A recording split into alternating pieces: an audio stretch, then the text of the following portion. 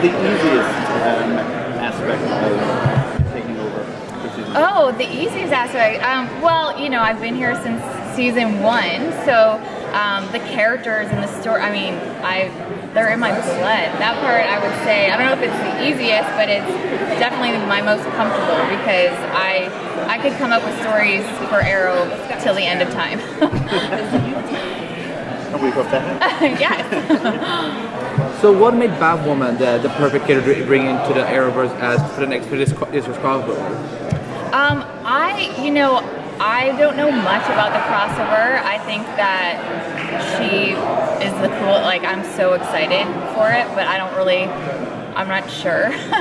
But I mean, it's so awesome that we get to play with that character on our show. I'd love to know more about how, as a showrunner, you deal with a crossover between 4 shows.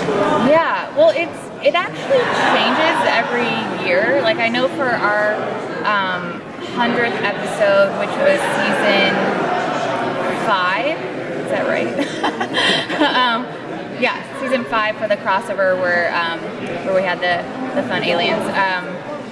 We broke it in the room because we knew that it was a special episode, and it had all the history of the show, and so we brought all the writers were brought in to break it. But sometimes it's just the EPs that break it with Greg.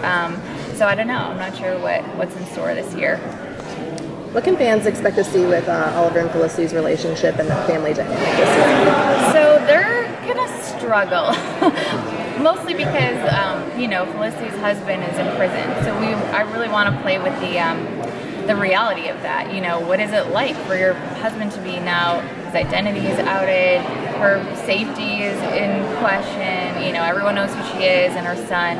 And so we're just playing with the real and how hard that is, you know, even without him being a superhero, but having your husband be in prison, like that's not, you know, going to be great for her. Or him. I'm sorry. Yeah. Black Siren continues to be such a big question mark, you know, in each of these seasons. Black Siren? Yeah. Where is she going this year? So I love Black Siren. She is so fun. What we loved about, you know, Katie and the character from last year is how you never really know which side she's on. Is she good? Is she bad? She falls somewhere in between.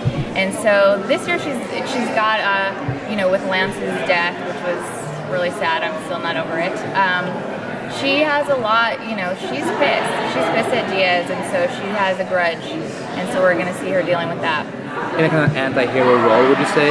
Yeah, she's gonna definitely play between, you know, good and bad again, and we're gonna see sort of how that affects her when she wants to get revenge for Lance's death.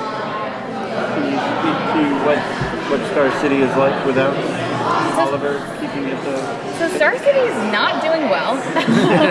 It did not end in a great place because, first of all, Diaz basically, you know, corrupted the whole city, and then without the Green Arrow, there's a lot of crime, and it's not. It's not a good place to be without our hero. What can you tease about how Roy comes back into this season? So he's gonna come back. All I can really tell you is he's gonna come back and well, first of all, I'm so excited he's back because personally I feel ownership of his character because the first episode he appeared in was one that I wrote, so I feel like a very special bond with that character. So he's going to come back in a different way than we've seen him, and I'm excited.